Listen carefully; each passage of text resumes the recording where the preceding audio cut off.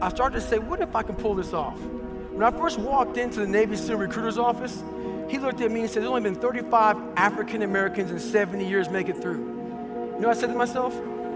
What if I can be the 36th? It's the what if I can pull off a fucking miracle. What if I can become someone that no one thinks I can be?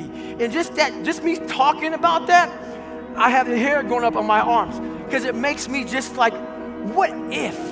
What comes first, belief or action? Do you need to believe that you can do a thing before you can do it? Fake it until you make it is one option, but incredibly hard if you're introspective and have low self-belief and high standards. So what about make it until you believe it? Here are some lessons that I've learned. You can believe you're not worthy of a thing and still attain it. You can be adamant that your efforts are going to go badly and still succeed. But someone being able to ask you, what do you want with your life? Do you believe a better version of yourself exists? And take responsibility to take that into action. And the reason that question to ask yourself is, do you believe a better version of yourself exists? Is because if you say yes, you are admitting that you have faith. Unconsciously, things wheels are turning in there, and your frustration is merely a sign that you're not aware of the progress that you're making unconsciously, and you have to push through it. If you get to the end of your life and it's not what you wanted it to be, and you didn't create the life that you wanted to, make the money that you wanted to, have the success, the love, the happiness, travel the places that you wanted to, whose fault would it be? And I said, it'd be my fault. And he said, the problem with you is you're treating this life as if you're the victim. And what you need to realize that everything that happens to you is your fault, and that your life won't change until you decide that you want to be the CEO of your life. You need to have faith that a better version of yourself exists. You need to take responsibility for your own life into your own hands. Most likely you're not going to have a role model following you, telling you what to do, asking you these hard questions and pushing you in the right direction. You need to be the one to do that. But at the same time, everything that happens to us in our lives, we have to say, okay, how did I contribute to this? How am I responding to this? How can I make this bad situation better? What did I do to make the situation happen? If you want to find purpose, you have to take accountability for your life. And what I mean by that is like no one can bestow it upon you. No one can just give you a purpose. It is within you, and it is there to be discovered. Future you is your biggest ally, period. Past you is completely dead, by the way.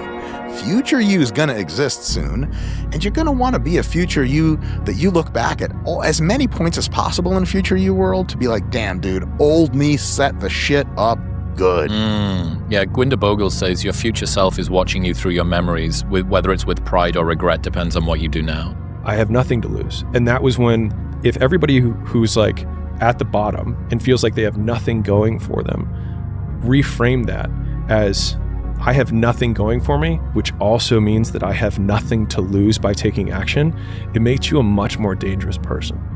And I think that was the flip that I've had repeatedly shown to me in my life that allowed me to take the step that I was afraid to take.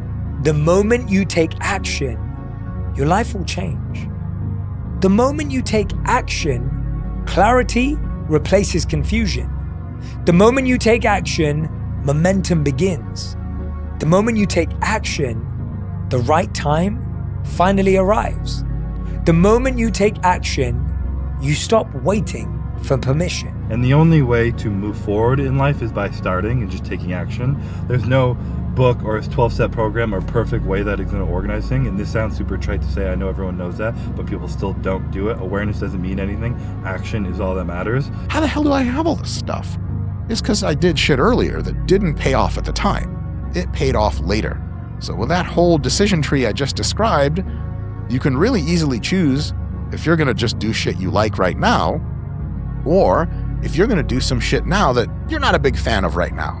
But future you is going to be like, bro, he's going to open up the fucking time portal. He's going to push a fist through that shit. And he's going to be like, blast that shit, big homie. And you're going to do this because you hooked up future you. I'm going to cut off all other options. You know, I'd heard like Will Smith say there's no reason to have plan B because it distracts from plan A. Like, it's got to be the thing. What are you so afraid of losing when nothing in this world belongs to you? None of this is permanent. And so the idea that we'd fear some permanent outcome from an impermanent existence, the longer I've been in the game, the more disgusted I am by that feeling. Nothing great was ever accomplished by someone who was afraid to try because of what they thought other people would think or say about them. missing out on risk is that we have this big fear of this thing, when the reality is that if you risk nothing, you become nothing. You are nothing, because nothing ventured, nothing gained. You're not going to get what you want by never risking what you have.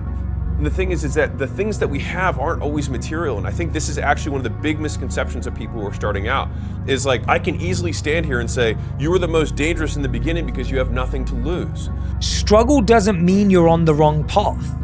It usually means you're on a real one, right? Struggle doesn't mean you're making a mistake. Struggle could mean that you have a lot to learn to get to this goal. Pain isn't proof of misalignment. It's proof you're growing. It's proof it matters. And then you start realizing that you can do the thing even though you don't feel good about it. And you start hypertrophying it. But I think the ultimate version of the hypertrophy, when the muscle becomes a tendon or it just becomes fused, is when you don't even consider how you feel. It's just not a thought. You just do it. You don't have to feel good about it. You just have to keep going. The feeling will pass, but you will remain. You are greater than your feelings. Going to bed late and waking up early to work for a few days won't kill you. You're not going to burn out. You're doing what it takes. If you're one of those people that push work-life balance, just remember, the people who like working a lot don't care. I've never regretted trying harder at anything ever. Hard times last long, but an epic story feels like a lifetime. You gotta change your mindset to know my whole job now is at 4 o'clock in the morning. I get the shit kicked out of me for 18 months. You gotta create that new norm. That has to be your lifestyle. You are the master of your own mind. Create that masterpiece. Be proud of yourself at the very end of it all. You have the ability to outwork everyone in the room. That is your gift. And your job is to double down on that in all areas of your life. And this is what is going to create a trajectory for you. It tells it you're capable of anything, but the only way that you're going to get there is by suffering. Suffering is your success equation. I would do insane sets that no one else would do because I knew no one else would do them. And I picked the hardest, the event that creates the most suffering because that was the easiest to distinguish myself in.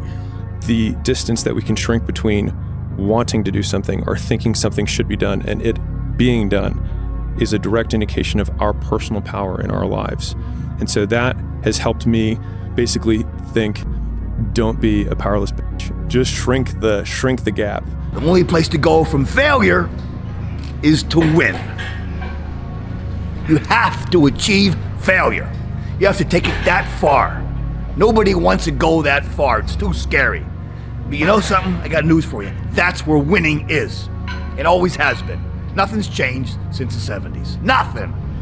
Except people train not as hard. Dare greatly, motherfucker. Like, what's the point? Like, if we fuck up, we die trying. You know what I mean? Like, so what? But like, we're gonna still fight like hell to try and make it happen. You have to believe on some level that you can hit it, and you also have to believe even more that you will die trying. And I think that your commitment has to be to the effort that you're willing to put forth and completely divorced of the outcome. Victims see their past as their fate. Champions see their past as their origin story. And so a lot of people are living through their origin story right now, or they're living through the very reason that they'll never be successful, but it could be the exact same situation. And the only difference between either character is the actions they choose to take. And I'm going to tell you right now, it won't be easy.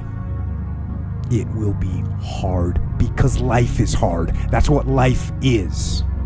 And these challenges that you face, they're going to do their best to take you down. Do not let them. Stand up, dig in.